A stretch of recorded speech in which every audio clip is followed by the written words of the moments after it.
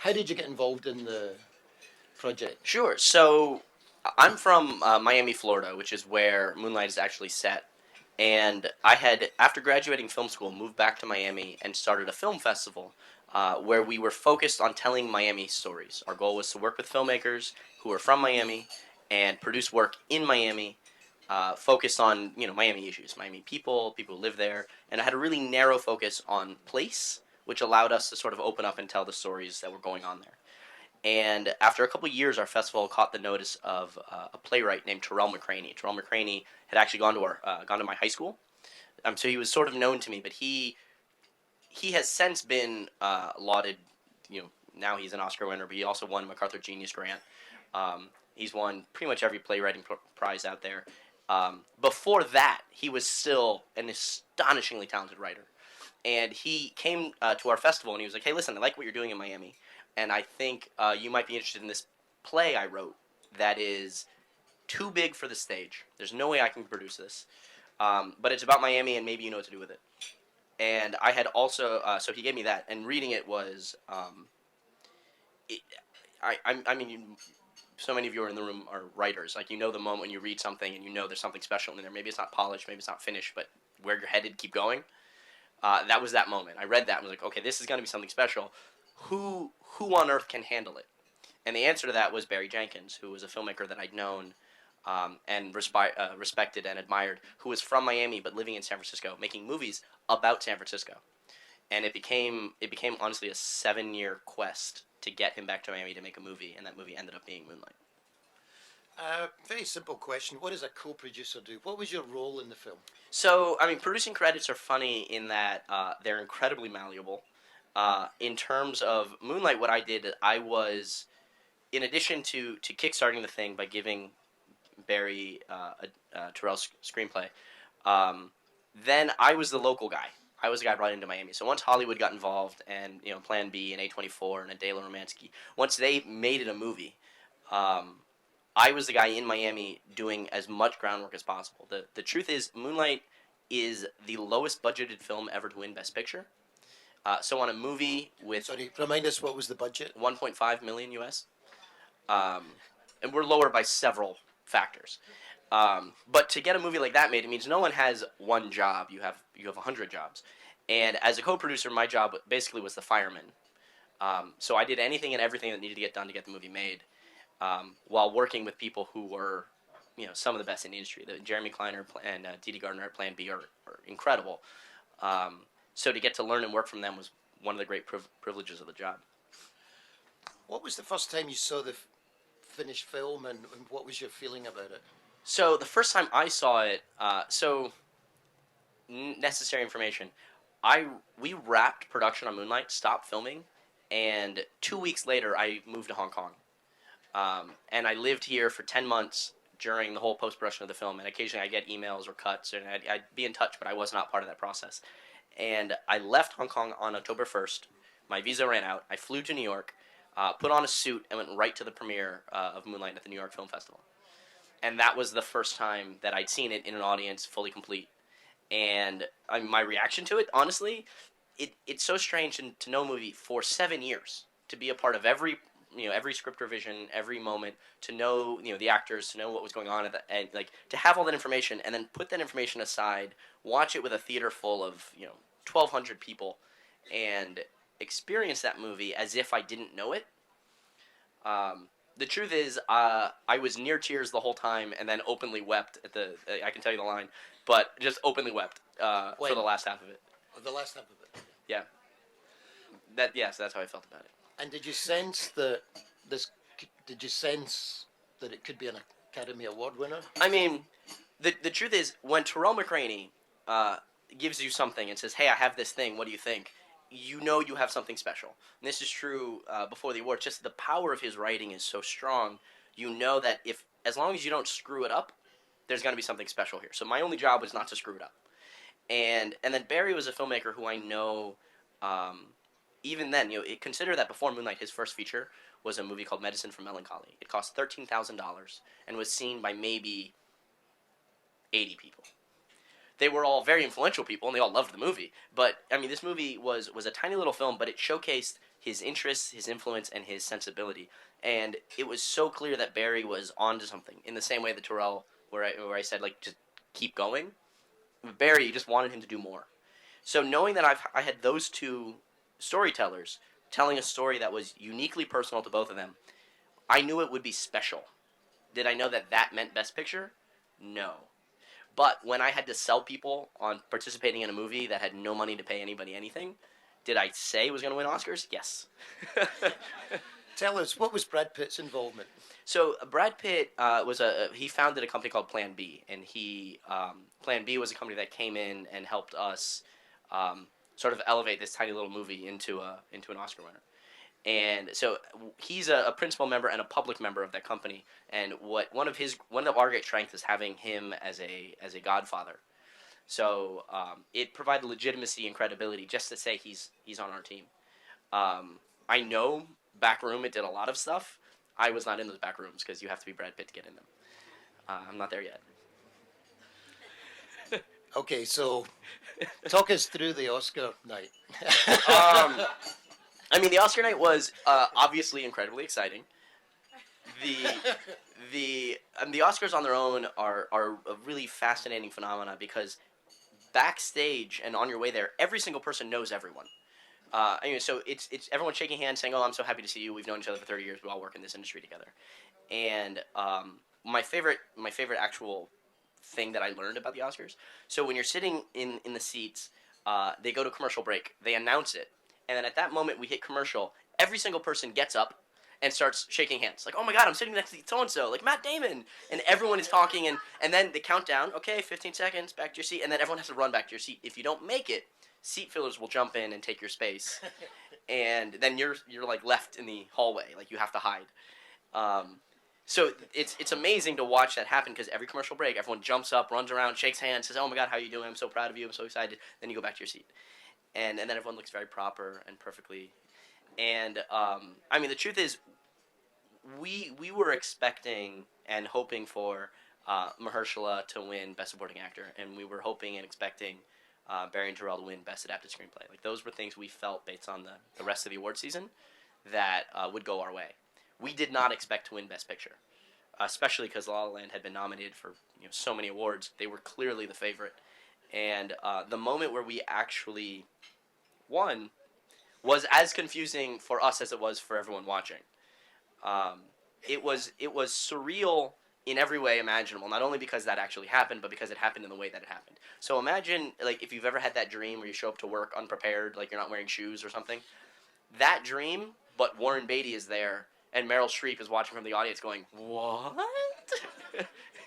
It literally took me another hour to process that it even happened. And at that moment, it was an after party, and there was caviar and champagne, and you're thinking, well, I guess it did happen. It's pretty good. So when you wrapped up Moonlight, you came to Hong Kong. Can Yes. you tell us about your time in Hong Kong? Yeah, so I, right before Moonlight went into production, I had just completed a graduate program at Fordham University and had won a Fulbright to come study in Hong Kong and do a documentary film. Moonlight ended up pushing its production days, and I had to delay my Fulbright by 3 months so that I could do the movie. And we wrapped, and literally 2 weeks after, I got on a plane, flew here, and then spent a year living in Hong Kong, working on a documentary about Art Basel and its impact on the local art community. It's a very personal documentary where I explore the city and I explore the people I met here. I don't know how many fans here are of sort of semi-experimental documentary like Chris Marker, Sans Soleil, or like Ross McElwee, Sherman's March. I made that movie, but set in Hong Kong, and about the time I got lost in Pacific Place Mall for 2 hours. And what was crazy is, I had just left Moonlight. I knew that was going to be something spectacular, but my life here was nothing to do with that. And it wasn't until September when the movie came out in Telluride and then Toronto that press started coming out. And it was a project I didn't talk about. I came here to work on this art thing, and the great thing about documentary, it's the same, honestly, it's the same with journalism. The goal is the story is not you, the story is there, right? So as a documentarian, you just want to sort of absorb what's happening. And it's a wonderful way of like subverting your own ego and becoming just part of the story and recording what's happening. Whereas fiction filmmaking is very different, where as a producer you build like a sandbox. This is our world, and you live in that world, and you have to sort of fence out reality so you can make this little fantasy. And documentary was a complete shift. You do that so that you can experience the world um, as it happens. So I'll be honest. When I left Hong Kong, Fulbright is a really wonderful experience. My life was fully paid for 10 months, not lucrative, but I didn't have to worry about where my money was coming from, and I got to focus on a project that was deeply personal about art. Right, like what a privilege. And I left. I'm on this flight. It was a 24-hour flight because I could not get a direct one, and I had this emotional experience thinking like I just left adult summer camp. Right, I just left this period of my life where I'm never going to have that kind of freedom. Um, and I got off a plane, went to the premiere, went to a pre-party in a penthouse apartment in Lincoln Center overlooking the theater with all of our movie stars and our producers, and realized I think while I was gone, my real life became adult summer camp, and that that experience was incredibly jarring, not in a bad way, but just incredibly jarring to go from a room half the size of this table to a penthouse for that movie, and then have the movie do what it did was almost as surreal as losing Best Picture and then winning it again. So you have a movie project in Hong Kong. Can you tell us about that? Yeah, so while I was in Hong Kong, I moved here knowing nobody. I had no friends, no connections. I knew there was a project I wanted to make, but I had to learn everything as I got here. And my first week here, I went to a week before I moved to Hong Kong. I did one thing. I bought a ticket to see the Star Wars: The Force Awakens. I didn't have a place to live. I didn't have anything else settled, but I knew I was going to be somewhere for that premiere. And I moved to my apartment, and the coffee shop next to my new place is screening The Empire Strikes Back and then Return of the Jedi and all the Star Wars movies leading up to The Force Awakens. And I know that whoever I meet at that party will be the nerds that will form my life. So I go and meet 4 people, and literally they all became my social circle. And the second person I met was a filmmaker named Joshua Wong, not the leader of the Umbrella Movement. Not that one. He was a commercial director who had just completed a series of commercials for Star Wars: Force Awakens. He'd done the Cantonese language Hong Kong regional spots. And so he had like a movie replica lightsaber. And I was like, all right, clearly we have something in common. And we got into conversation. I mentioned I just produced a movie. It turned out to be Moonlight, but that meant nothing to nobody. So he was like, great, I'm looking to make a feature. I just made this commercial, kind of capped out what I'm doing as a commercial director. I want to move into features. So he and I end up spending a lot of time together, getting lunch and just pitching projects. We land on a film that's set here in Hong Kong that he will direct, that we developed over the course of my Fulbright. I flew back here for Film Art, which is a major film financing forum. We announced the project and are now currently putting it together. The idea, honestly, I'm very excited about the movie and really want to work with Joshua. I also wanted to spend more time in Hong Kong, and having a project is a good excuse. So what's the time scale for this? I mean, the goal is to be filming within the next 12 months. It's very easy to say that. So, Maybe you can get your old apartment back, the little box. Oh, I'm very excited about that old apartment. So I'm going to throw it's open to questions, but I just want to make sure, do we have microphones? We need a microphone and get the microphones organised. So just while you're doing that, I'll just ask one question. Wong Kar-wai was obviously a big influence. Can you talk about that? Yeah, what I'll say is Barry Jenkins as a filmmaker, one of his great strengths is that Barry is influenced by world cinema more so than American cinema. And he actually has this story. When he went to film school, Barry went to film school almost by accident. He had gone to Florida State, something of a whim, had planned to go to the University of Florida, ended up at UF, at FSU, had a good weekend, and was like, I'll just stay. And then he stumbled on the film school, again, by accident. He was on his way to a football game, saw the sign, said, oh, look, that looks interesting, and he went. And he said the first year, all of his classmates were making short films that were trying to be Steven Spielberg. And Barry, the way he talks about it, he says he felt out of his depth. He was like, am I bad at this, or am I just not, am I working off different information? So he took a year off. And in that year, he decided he would only watch movies with subtitles. He said, I'm only going to watch movies that are different than what my friends are watching, my classmates are watching, and I'm going to come back knowing that language. He then spent the next 15 years developing that skill. He outside of film directing, he's a curator at the Telluride Film Festival, and he really cultivated a sense of cinema language that I think one of the great strengths of Moonlight, and one of the reasons it has become so popular around the world, is that it's an accessible film despite being about a very specific audience. It's very much about the neighborhood Barry and Terrell grew up in, but he told it in such a way using a cinema vernacular that's international. The fact that he's using Wong Kar Wai, the fact that he's using Claire Denis, the fact that he's using filmmakers who have developed a language outside of America to tell an American story allows that story to feel like you've never seen it before. So yeah, I mean, Barry definitely is influenced by those things. As a producer, it was less my job. But I think one of Barry's great strengths is that he's able to pull from the right influences. Okay, thank you. So please, Thank you. and please give Yeah, your name and who you're I from. will. Yeah.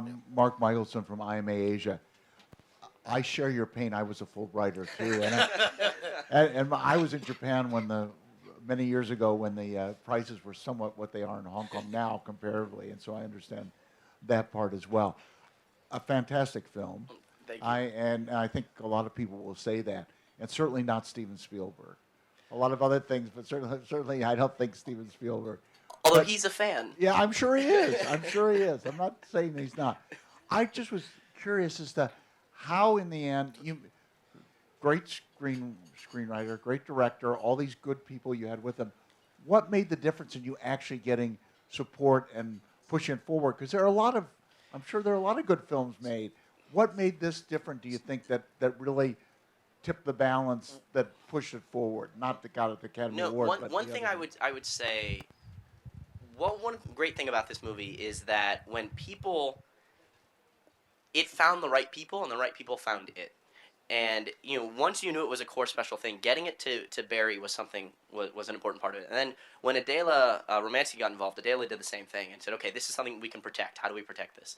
Then Plan B got wind of the project. They said, "Hey Barry, we heard you're working on something." And Plan B was able to bring it up and elevate, and they were able to bring in different partners, and they were able to bring in people like Janelle Monáe. She wasn't acting at that point. She had this year she was in Hidden Figures and Moonlight. Those are her first two films. But Plan B was able to say, who would bring, an unexpected grace to it, who you think would be really good, who you're maybe not thinking of because you're not aware that this world famous musician wants to get into acting. So they were able to open up doors like Naomi Harris in that way. Someone who just absolutely killed that part. She was incredible. Naomi was not someone we were thinking for our tiny little movie with our little budget. And they said, you know what, we can probably make that happen. And when you end up with, some of them were people like, look, we expected Mahershala to be amazing, and he was. Naomi, of course, she's amazing. But people like Trevante, who our casting director found, before that he didn't really have a profile as an actor. He's unbelievable in the movie. And I think one of the great things about Barry as a filmmaker is that he's able to take people who do good work and help them do better work. He gets out of your way and lets you do the job. So I definitely feel that's a process that ideally can be replicated, and not everyone has that. Thank you. Next. Hi, Christopher Slaughter from Casbah. I have a couple of questions. First of all, what happened with the documentary that you made? Has it been screened? Is it going to be screened? Will we see it here in the FCC? Question number one. Okay, I'm totally open to seeing it here at the FCC. I think there's some people there that can make that happen. You might have a word. We'll work on that one. I left Hong Kong with a rough cut that I screened publicly, and then showed it to friends of mine in the U.S. who didn't know Hong Kong, who didn't know anything about it. And a dear friend of mine who's an editor came up to me and said, "This is so important. I shot the movie, I cut the movie, I directed the movie. It's a very personal, weird little movie." And my editor friend sees it and says, "Listen, I really like what you're trying to do." And he says, his job is incredibly lucrative and kind of dull, right? So he was like, "Listen, you don't have to pay me for it. I can help you make this thing. I want to help you make this thing what it really can be." And I mean, I think editing is true in every craft, right? Like a great editor can do magical things.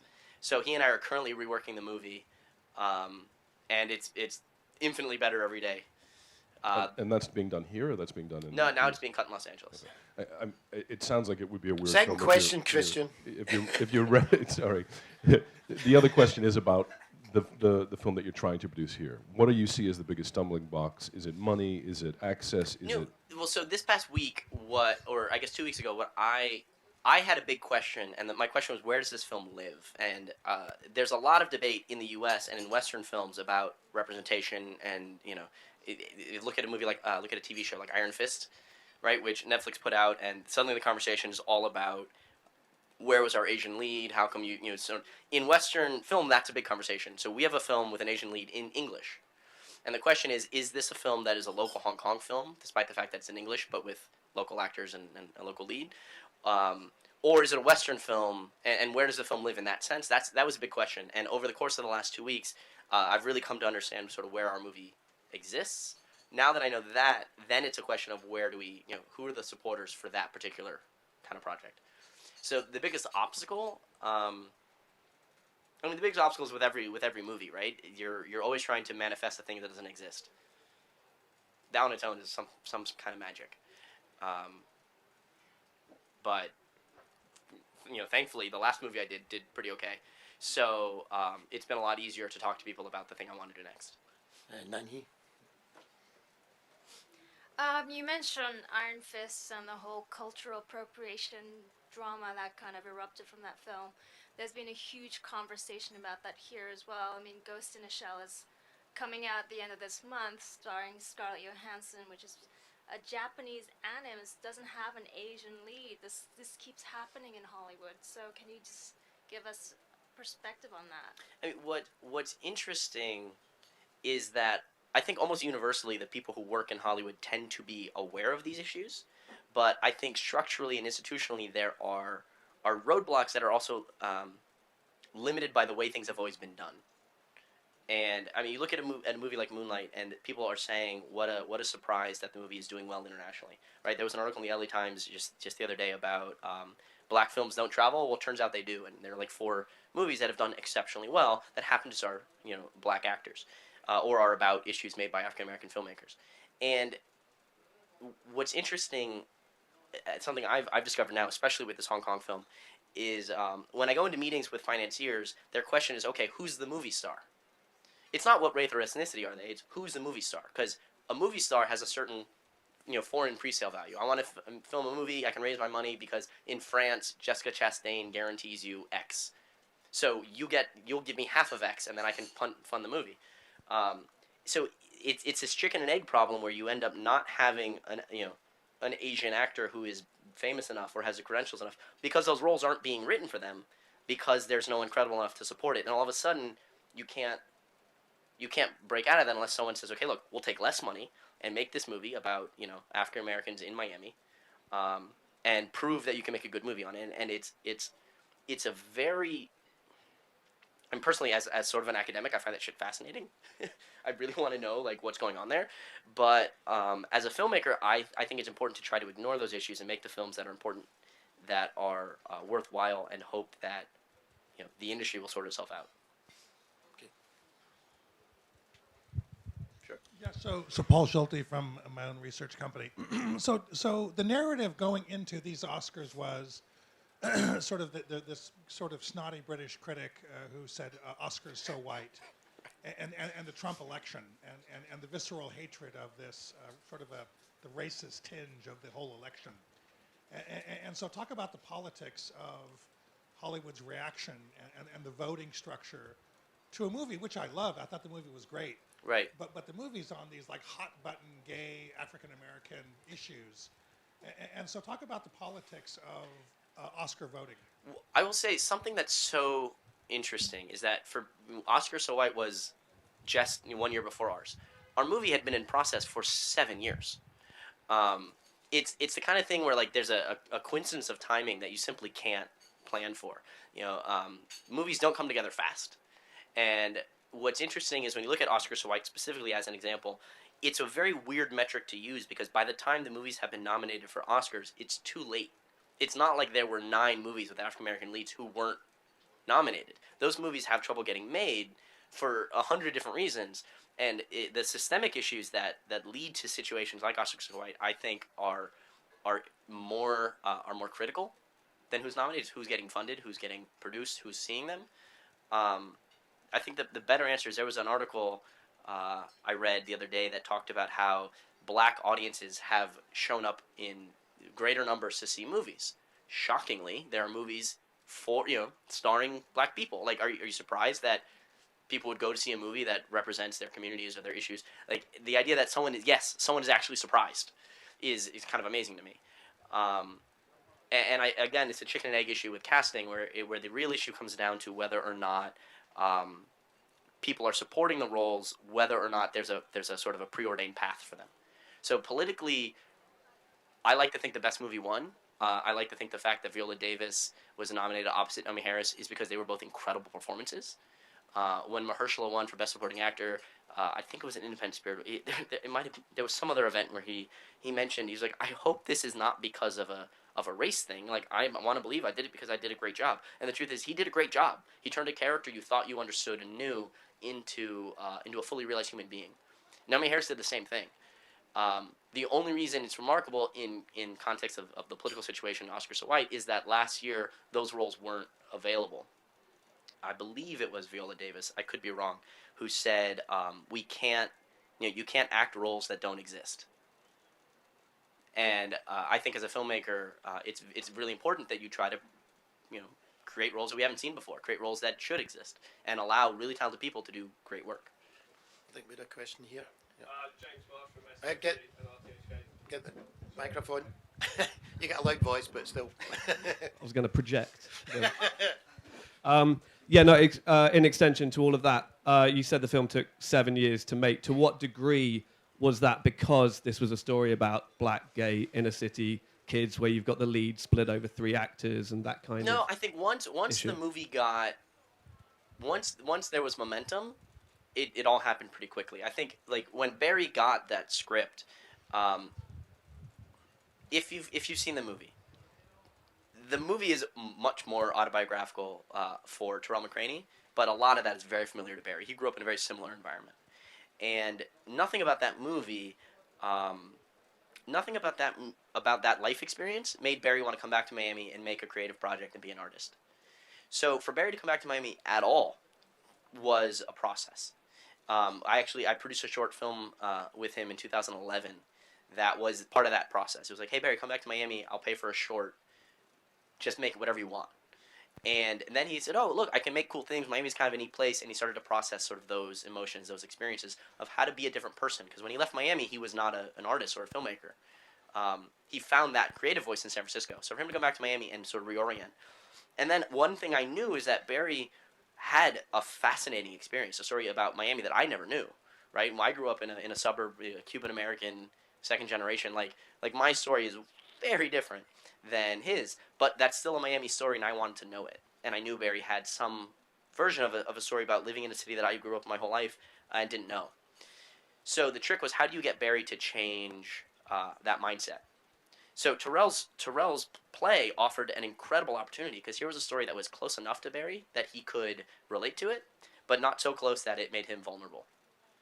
That makes sense. So that process alone was like 3 years of like thinking about this. Hey, come back to Miami. Let's do a thing. And that process of just shifting a mindset and then getting him and him finding a way into that story. And then the adaptation on its own took a while. The truth is, the first 2 acts of the play and the movie are very similar. The third act is entirely different. And the way Terrell wrote the original script is that all 3 storylines happen simultaneously. So you're cross-cutting from little kid to high schooler to adult. And so Barry had to extract that and then change the last act. And in doing so, change the last act, retroactively changed what you take from the first 2. And that act was time-consuming, personal, highly skilled, and legitimately worthy of the Oscar it won. That's the part that took a long time. And once Barry said, this is a movie I'm going to make, and Adela said, we're going to make this movie, Plan B showed up, A24 said, hey, we'll pay for it, and then it was a dead sprint to the finish. Okay, thanks. I'm Dan Schneider with the investment fund here. I'm just curious if you run across at all any of the big sort of Chinese, companies that are getting more involved in movies, Wanda, Alibaba, these guys. I'm curious if first of all, just if you sort of run into them and whether you think they're sort of changing the way movies get made or funded or thought about or produced at all, just sort of how you see them kind of manifesting. Speaking only to my experience, what I have seen while I was in Los Angeles before I came to Hong Kong, talking about the Hong Kong thriller, the film I'm making next, I would have meetings with people who said, "Oh, we do China movies," and then they'd say, "Well, we're not looking for a small under 5 million U.S. movie. We're looking for The Great Wall. We're looking for a massive $200 million movie that can have visual effects and famous people in it." And in my experience, there's less of a culture of small independent films. Right now, there's a huge appetite for blockbusters. American blockbusters now make their money in China, even more so than they do in the U.S. Look at World of Warcraft. Did not do well in the U.S., but did incredible in China. And I think what I understand is that a lot of the Chinese investors are looking for those kind of films. So there's definitely a gap between our little, $1.5 million indie versus the kind of films that are being sought here. Although in Hong Kong there is sort of a burgeoning independent film community doing that kind of stuff. Yeah. I would just like to ask you your favorite movies, favorite directors, who influences you? Who would you like to become? Are you going to become a Tarantino or a Scorsese? So I think good question. I would say that in my mind there are two very distinct career paths that I have. Right, there's the one where I actually produce films and I find great filmmakers and I put them on interesting projects and I try to make movies that, I try to do Moonlight. Right, like that was the goal and that's what I would like to do more of. And then there's the weirdly personal documentary filmmaker, and I personally love having those two worlds because one is I find documentary to be like woodworking. It's like my hobby. I made a table. It's really nice. You can look at it, but it's not a profession for me. It's a thing that I do because I really enjoy the craft. And I mean, so in terms of films that I love, like honestly, the way I phrase that question when I have this dinner party conversation with filmmaking friends, if I could go back in time and be retroactively responsible for a film that already exists. Like, I watch a great movie and I go, the biggest crime is that I had nothing to do with that movie. Which I guess says a lot about my ego. But Paris, Texas, for me, is a perfect movie, right? The Wim Wenders movie is just... It is devastating, it is heartbreaking, and it is so perfectly crafted. And interestingly, a good example of an international filmmaker taking a world cinema lens and applying it to America, which is how I described Moonlight a little bit earlier. I think those kind of films help me understand the place that I'm from by picking it up and looking at it, through a light. You need to look at it differently. Can you say a little bit more about the thriller that you're working on now? And do you have any actors in mind for it yet? We don't have actors yet. We have actors in mind. No one I would publicly say. The movie it's a mystery thriller set here in Hong Kong about a British-born Chinese photographer who comes to Hong Kong and accidentally photographs a crime, and then becomes obsessed with solving sort of what that mystery was. And in that sense, it's a very classic film structure. If Blow Up the Antonioni movie, and that but that structure has been used plenty of times over the course of film history, from The Conversation, the Francis Ford Coppola movie, like that single incident that forces you to revisit a moment and try to determine how you perceived it. My director I mentioned is a commercial director. We're definitely not doing the Antonioni version of this movie, but it's a contemporary Hong Kong, and the idea is that over the course of the film, our character, who's an outsider to Hong Kong, plunges deeper and discovers sort of the complex layers of the city and the different stories going on within it. So it's a way to explore the city, but through a much more accessible vehicle. Question?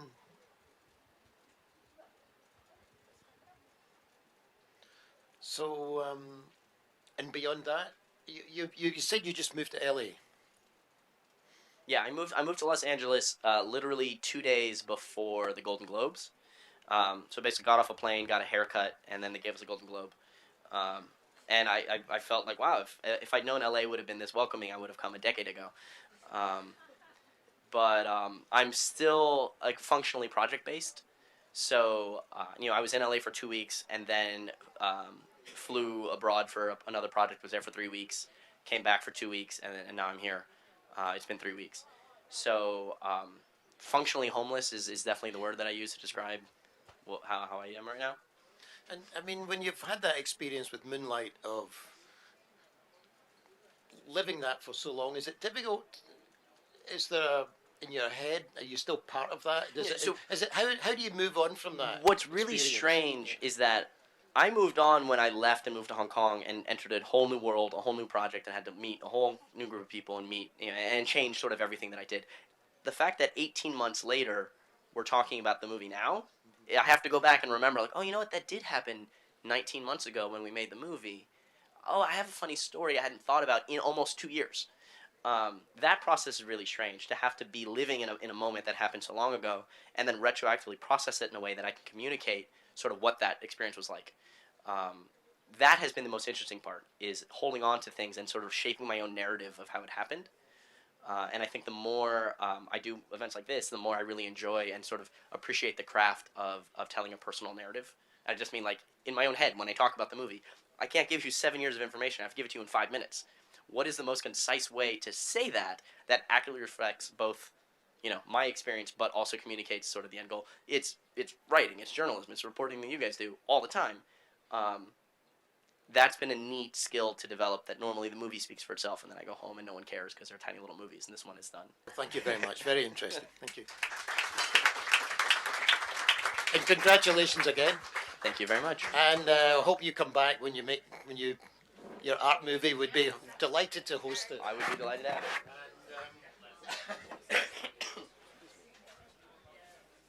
Oh, excellent. FCC tie. Oh, excellent. I don't know if you wear ties in I can now. LA. I can now.